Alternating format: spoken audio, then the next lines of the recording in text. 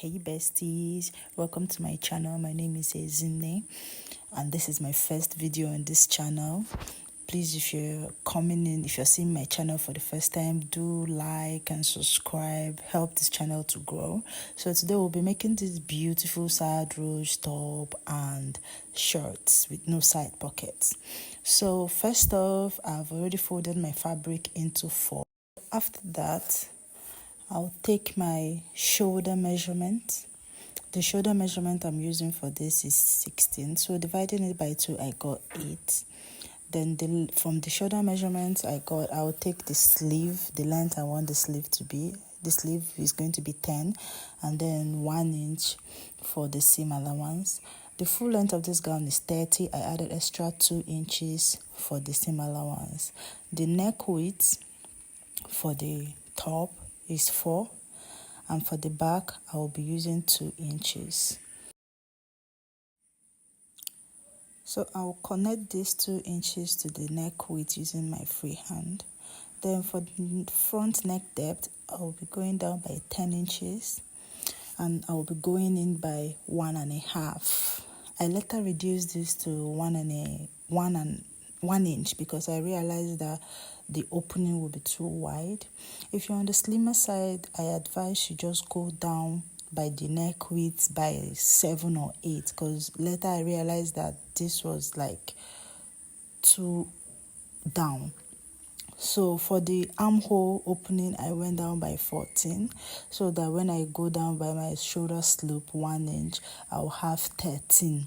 So after that, I impute my hip measurement and 2 inches allowance plus 1 inch for sewing. So I put this same measurement at the end of the gown and connected the points together as seen.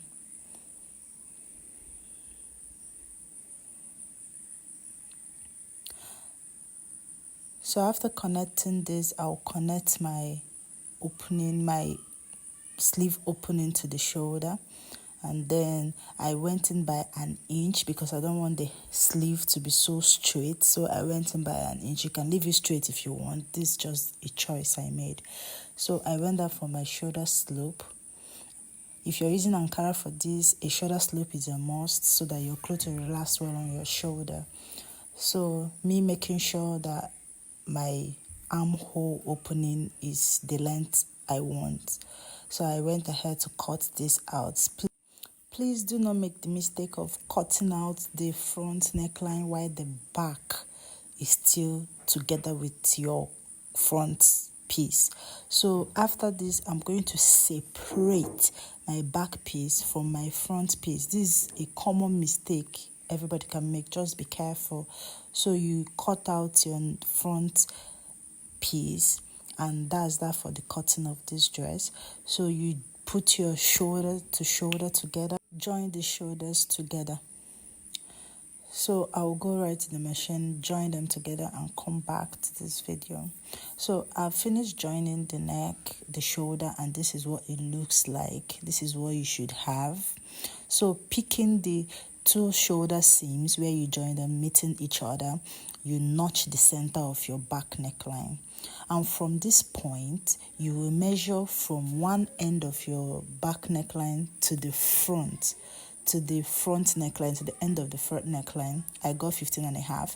You do this for the other side of the cloth just to make sure you have the same thing on both sides. So 15.5, this is to cut out the band that we are going to use. So with this measurement, I cut out a band of about 40 inches. Is not bad to have excesses because putting 15.5 together, you have 31. So but I just have 40 inches. You can cut out the excess later when you're done making the clothes. So with this now, I will notch the midpoint of this band. I'll notch the midpoint and join it to the midpoint I notched at the center back. It's advisable you pin this round the neckline because if you try to sew this without pinning it down, you might make a mistake. So just pin it round the neckline.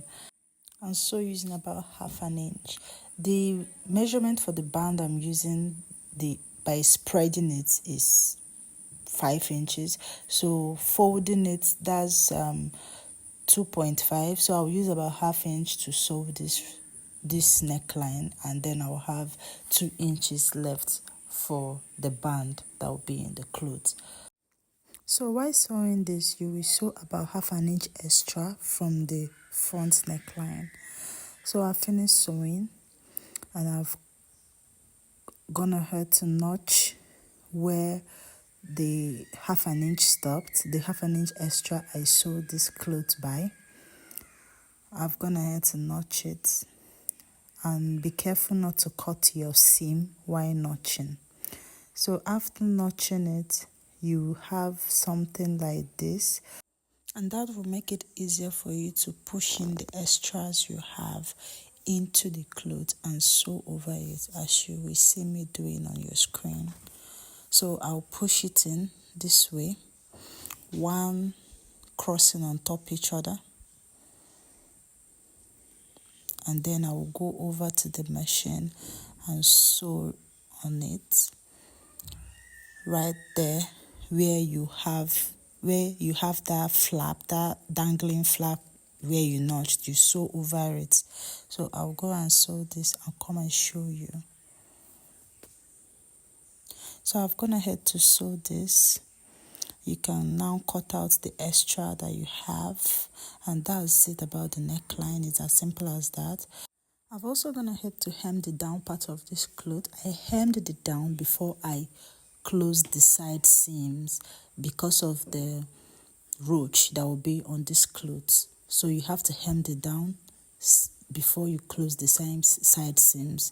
So after this, make sure you notch your armpit area so that this will relax well. So now I'll go ahead to form the casing for the roach at the side of this cloth by folding in the side once and folding it the second time so as to close in the rough edges, as this part will not be interlocked. So this is like the form of interlocking for it. So you sew this all the way through, you put your rope in and top stitch at the top part of this casing, and that's it for the top part of this cloth. We go over to the shorts. So for this, I've gone ahead to cut out the material I'll be using, and I'll be cutting out the front piece first.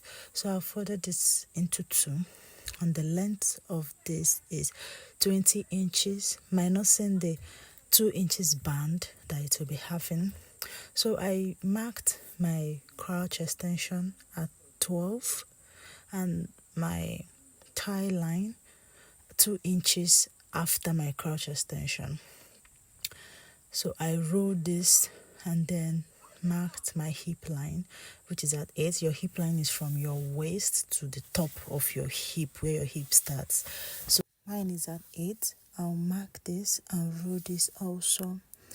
So on this hip line, I'll go ahead and impute my hip measurement divided by 4 plus 1 inch extra, and I've gone ahead to also put in the same measurement on the waistline because this will be having a rubber band, and I marked 2.5 inches at the crotch extension.